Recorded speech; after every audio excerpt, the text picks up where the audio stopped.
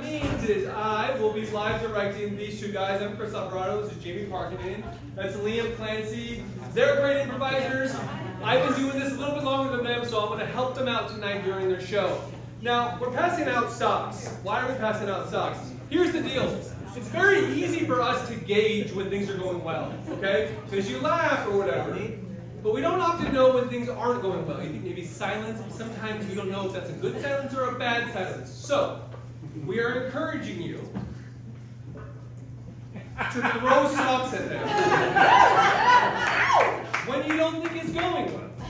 Okay? I'm gonna give you and them some parameters, but that's it. Don't be afraid to throw them. They want this. They crave this. Does that make sense? Does that make sense? Yes. Cool. I'm curious. Yeah, you have a question? If we run out of socks, will the socks be brought back? Yeah, good question. Hey, Aaron Fitz, everybody. Aaron Fitz. I don't fucking know, dude. Here's the way I imagine it. You know, something's going to go wrong, maybe. Maybe you never even use your socks. And I imagine they'll be here. I'm just going to toss them back out there, I think. You know what I mean? And if you want to use your own, that's cool, dude. If you're an artist, if you're not an artist, that's okay. Okay, that's that. Makes sense? Cool. We on board? Yeah, let's do this. Here's what I want to do for them. Because unlike them, I'm an actor. You know what I mean? You've seen me on things. Like Hacks coming out soon. Oh yeah. So they have a good one. Well, I was in last season and this season. Don't embarrass me. I'm so mortified that I even said that.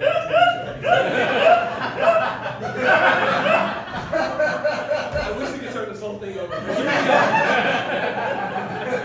So these two guys are very funny, very lovely people, but I want to encourage them for this first scene here to be as serious as possible. To take this very seriously, to not go for any laughs. So if you see them being cutesy or trying to be funny, you will, say it with me, hit them with socks!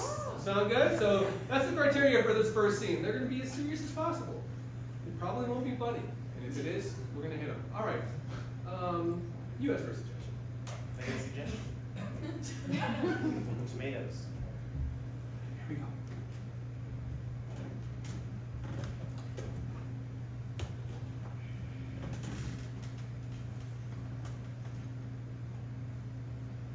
Plants are dead.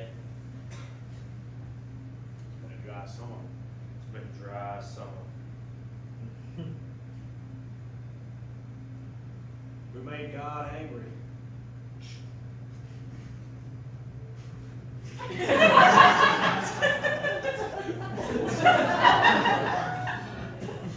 the record, they're not being funny, you're just laughing. Let's keep going. It's the bounty of sin which we have both committed as adulterers.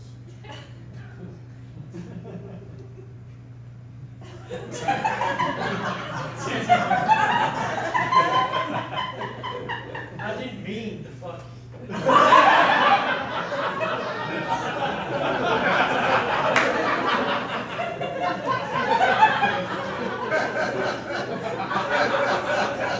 It all just happened so fast. It was a hot, dry day, and I was a hot, dry man. He was standing there out in the tomato field.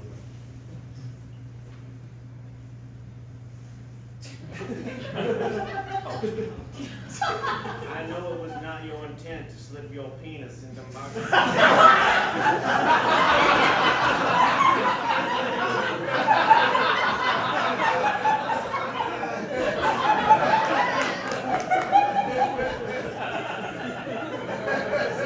But then again, accidents happen. And I understand that we done both committed sin at that very moment.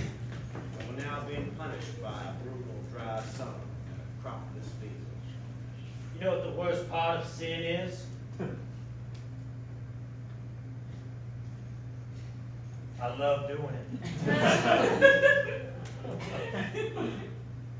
It makes me happy to sin, Tommy. It makes me happy to sin by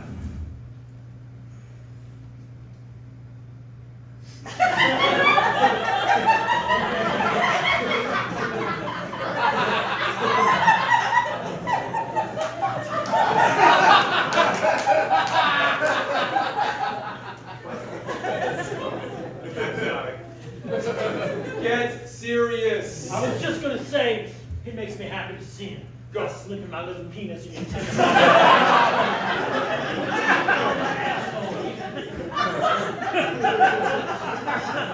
And I know that's something I'm not supposed to say. I know we're just supposed to be two ranch hands, but the ranch has got to do something with his hands.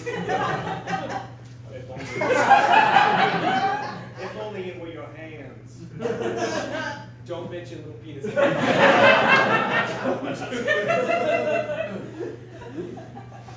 I liked how gentle you were.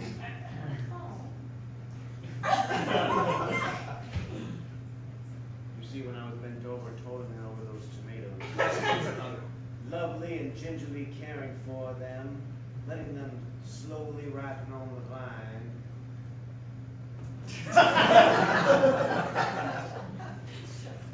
I realized that I had never felt so lonely. You see, I masked my loneliness with purpose, and my purpose was to grow tomatoes. Keep this monologue going out to the field. My job was to grow tomatoes, and while certainly I had that purpose and I dedicated every waking hour to it, it masked the loneliness that I felt inside, out there, I was all alone. Make us feel. And so, when I was bent over that small little cherry tomato, about to pluck it from the sweet, sweet vine, and I felt your presence.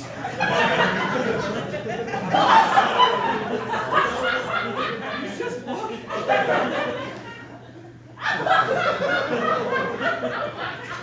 And scene!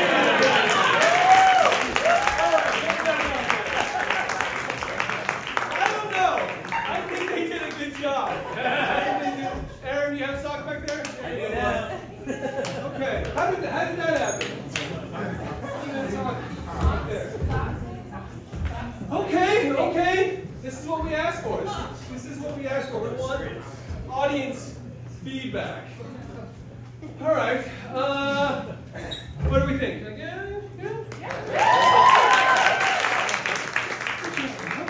Okay. Even though that was a little genre-y, I kind of want to put the genre to another gear. Okay. Somebody give me a genre that you want to see the next scene. Gangster. Horror. Oh, I'm a gangster. Horror. If they do anything outside of this genre, you know what to do. Horror.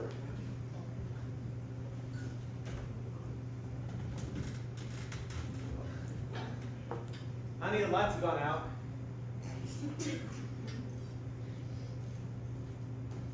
Honey?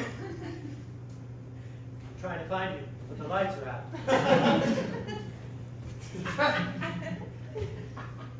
The flashlight's in the side bedroom, the bedroom nightstand on my side. I would be able to find that if the lights were not out. It's just, are you on the first floor? Yes? Head up the stairs. What? Head up the stairs. The lights are out. Don't catch those. Head up the stairs. Throw that in, please. Keep your hands down. Head up the stairs, my darling. Head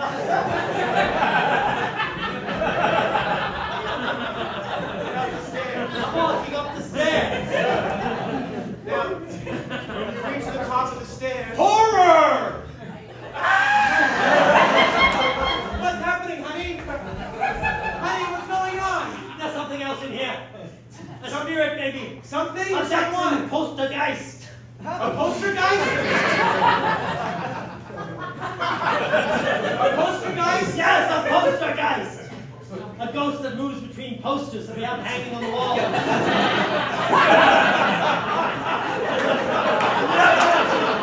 Never justified. I'm coming up there. I'm bringing a knife. Sing. That's scary. Sweetie, where are you? I'm right here. I'm in the bedroom. Where in the bedroom? Are you on my side or your side? I'm on your side by the dresser. Open the drawer. Open the door. Have you found it? Oh, Inside is a flashlight. Turn it on. that's not what I picked up.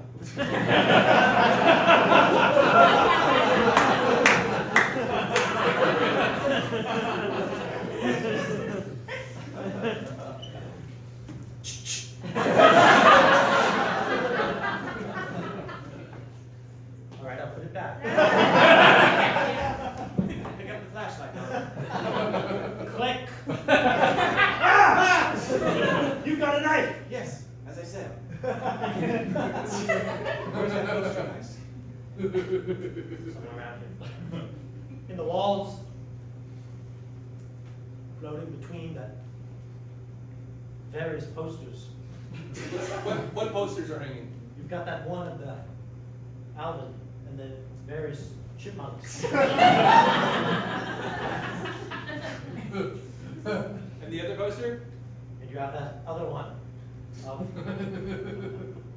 Arnold Street. Meryl.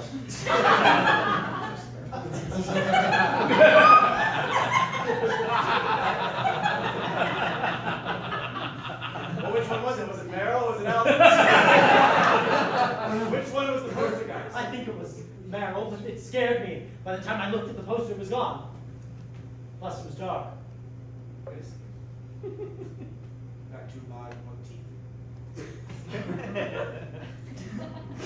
Now we're getting scary. I'm turning into Meryl Streep.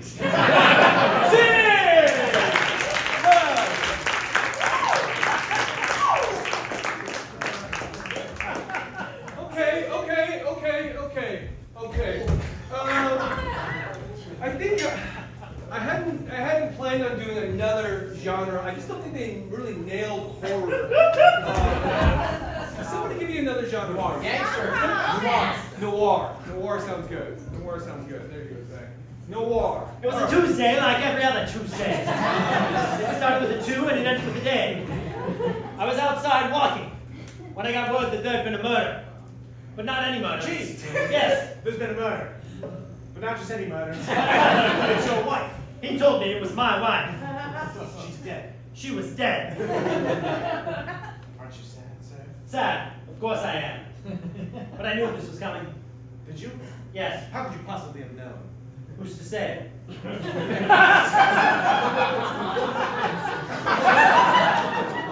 found you this morning laying in a pool of blood next to the bedroom. Why were you in my wife's bedroom, which would also be my bedroom? You're having an affair. Well, are you fucking? Not anymore, she's dead.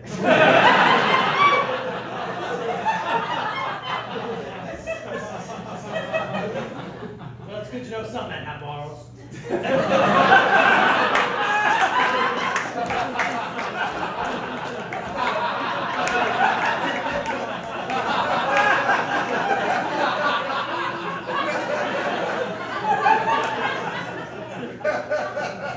Like I said, she was dead in a pool of blood next to her bedroom. Not in her bedroom, outside the bedroom. And Are you saying that her blood was pooled, or was she in a pool of blood? Unknown. All we have is fingerprint technology at this time. Right? You always know whose blood it was. But I can tell you there was a lot of it. It was seeping into the carpet and dripped down to the first floor. When I was making my pancakes, it dripped right into the back. You made pancakes after. You made pancakes after you saw her dead. A man's got to eat a good breakfast after That's right. How would you know? Your wife told me many times that you haven't had sex with her in years. That's right. That's right. Our relationship was on the rocks, and not the martini kind.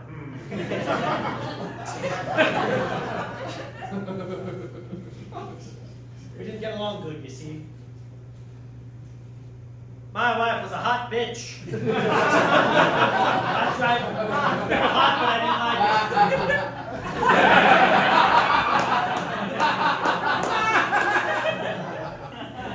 it. We didn't get along good, you see. She thought I spent too much time thinking about murders. The irony.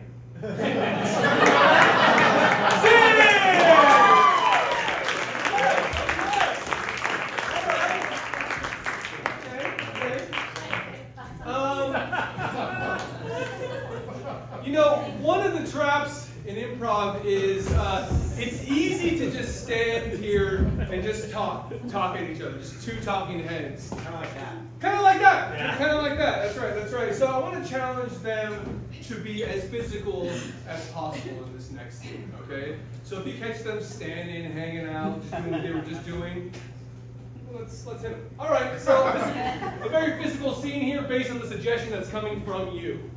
Oh, jousting. Jousting. Here we go.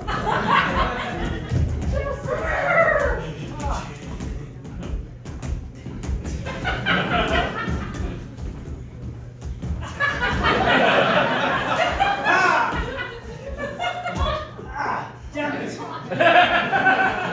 Hot again. Oh, jeez.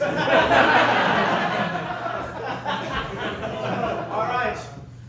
The king's in the audience today. We must impress the king. We must. So when we joust, we must joust to our maximum potential. This is the moment that we have been practicing for. Wait not any further. Turn and face your opponent. And joust! Joust! Joust! Joust! Joust! Joust! Oh, this horse has got bad knees.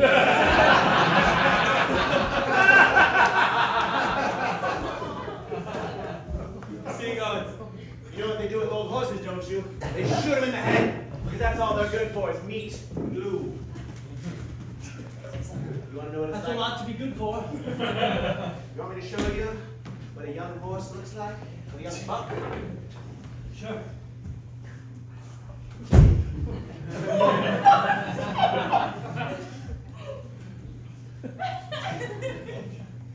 Now, if somebody were on my back.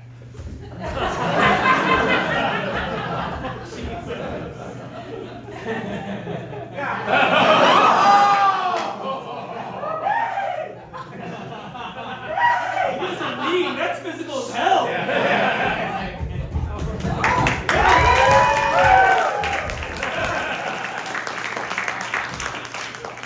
I failed my champion. He was dismounted.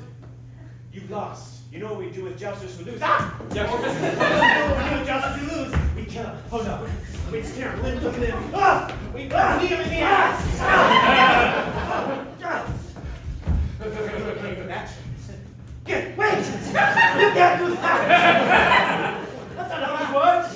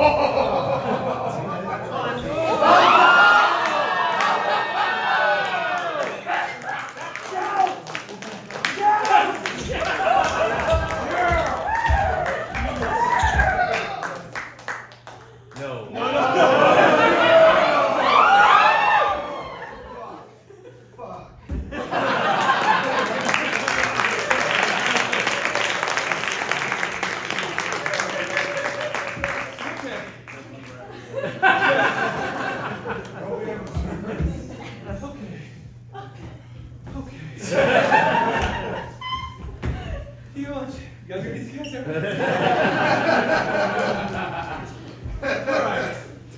We've got time for one more little. Alright, let's do it. One more little deal. What are we feeling here?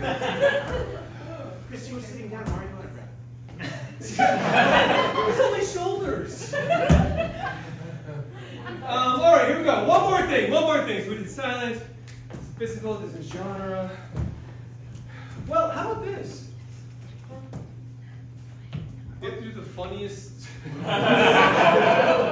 scene you've ever seen. And if it's not fucking funny, hit it with the fucking sauce. Very, very funny. Can we get a suggestion of something that would be funny? America. America. Omerta. What? Oh, the Mafia Code of Silence. Mafia Code of Silence. Comedy. Well, Chief! I just killed the last person and put him under the bridge. No one's gonna find out. Oh, you had a nice lunch. Happy Thanksgiving. Time for Chief to have a cigar.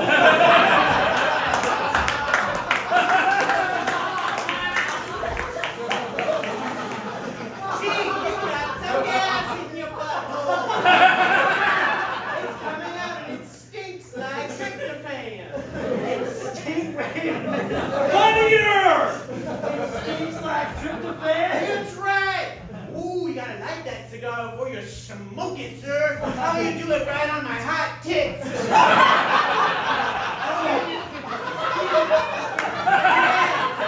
Yeah, bring me closer. Penetrate my breast cleavage with that.